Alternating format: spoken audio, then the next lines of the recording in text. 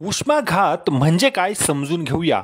उष्माघात अति उन्हामुळे मृत्यू का होतो तेही समजून घेऊया. मंडळी, आपण सगळेच उन्हात फिरतो, पण काही जणांनाच उन्हात गेल्यामुळे अचानक मृत्यू का होतो? आपण सध्या वातावरणामध्ये पाहतोय, अनेक जणांच्या मृत्यूची बातमी वाचतोय. आपल्या शरीराचं तापमान नेहमी 37 अंश सेल्सिअस असतं आणि या तापमानातच शरीरातले सर्व अवयव नीट काम करू शकतात. घामाच्या रूपाने पाणी बाहेर काढून शरीर 37 अंश सेल्सिअस तापमान कायम राखतं.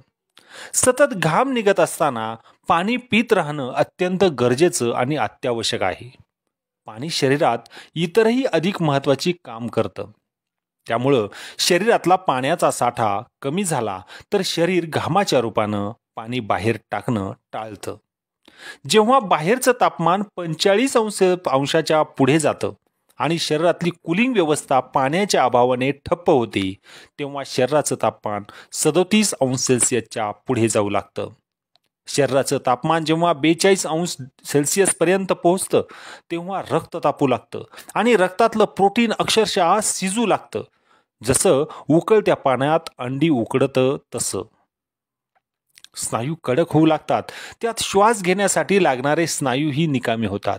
रक्तातलं पाणी कमी झाल्यामुळे रक्त घट्ट होतं, ब्लड प्रेशर अत्यंत कमी होतं, महत्वाच्या अवयवांना विशेषतः मेंदूला रक्त पुरवठा थांबतो आणि म्हणून माणूस कोमात जातो आणि त्याचे एक एक अवयव अवघ्या काही क्षणात बंद पडायला सुरुवात होते आणि त्याचा मृत्यू ओढावतो.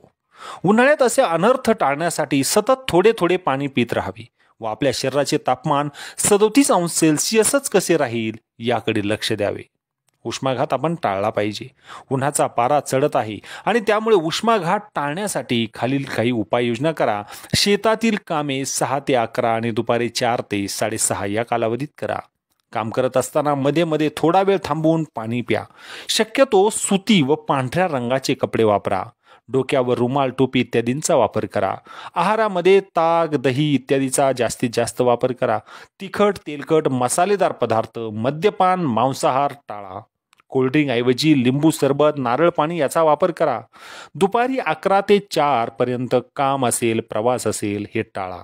लहान मुलांना, गरोदर मातांना, आजारी व्यक्तींना दुपारच्या वेळी बाहेर पडू देऊ नका.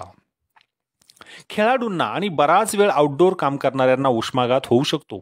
उष्माघात हा प्रामुख्याने अर्भक, लहान मुलं, वयोवृद्ध, पाणी कमी पिणारे लोक, दीर्घ आजारी किंवा मद्यप्राशन करणाऱ्यांमध्ये आढळतो.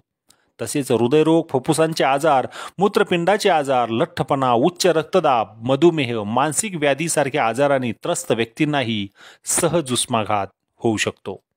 मुलं किंवा व्यक्ती उन्हामुळे बेशुद्ध झाली असेल तर त्याच्या तोंडावर थोडे पाणी शिंपावे. श्वसनक्रियेची तपासणी करावी.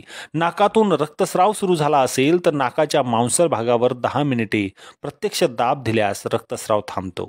व्यक्ती शुद्धीवर आल्यानंतर त्यास आरामदायी थंड ठिकाणी ठेवावे.